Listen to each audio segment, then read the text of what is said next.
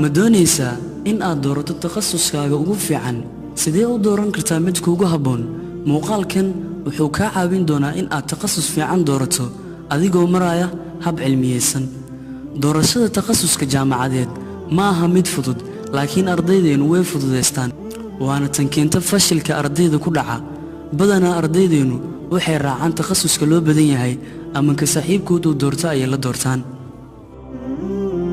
ardayda markii ay bilaabayaan jaamacadda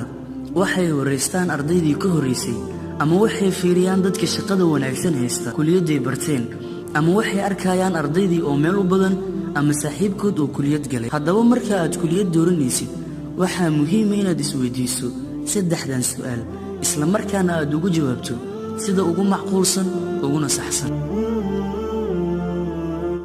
su'aasha koowaad awood ma u leedahay inaad baratid kuliyadda aad dooratay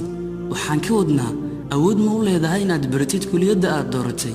xaqiiq waa su'aasha ugu muhiimsan waana bilowga takhasuskaaga awooddu waxay noqon kartaa xagga dhaqaalaha waxay noqon kartaa xagga sayniska aqooneed ee aad u leedahay kuliyadda aad dooratay haddii aad doonaysid in aad barato medicine oo aanad si fiican u garanin biology-ga ama chemistry-ga way kugu adkaanaysaa in aad barato medicine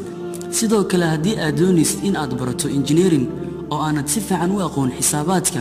runtii iyana way kugu adkaanaysaa in aad ka mar dhaliso hamigaaga iyo hiigsigaaga ku salaysan kuliyadda engineering-ka su'aasha labaad ma jeceshahay inaad barato kuliyaddan waxaan ka wadnaa kuliyadda aad baranaysaa waa mid la xiriirta noloshaada oo dhan waayo waxaa laga yaabaa in aad ku shaqaysato inta noloshaada ka harsan sidaa awgeed waxaa muhiim ah inaad barato kuliyadda aad jeceshahay su'aasha saddexaad ma ku helaysaa fursado shaqo waxaan ka wadnaa wax kastoo aynu baranno marka laga yimaado cilmiga diinta waxaynu u barannaa sidii aynu ugu heli lahayn shaqo ama sidii aynu ugu shaqaysan lahayn kuliyadda aad baranaysaa waa skilliskii ama xirfaddii aad beri ku shaqaysan lahayd sidaa awgeed waa inaad doorataa kuliyadda aad shaqo ku heli lahayd balse waxaan kugula talinaynaa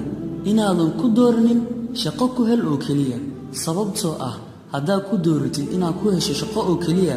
hadafkaagu wuu xadidnaan doonaa hadafkaagu wuxuu ku ekaan doonaa oo keliya shaqo helid shaqadana haddaa weydo waad niyadjabi dismoral ayaad noqonay way kugu adkaanay inaad kasbato haddaba dooro hadafkaas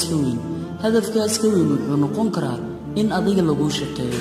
aad shirkad aasaasto oo milkiilo noqoto maxaa yeelay in aad shaqo abuurato ayaa ka wanaagsan inaad shaqo raadiso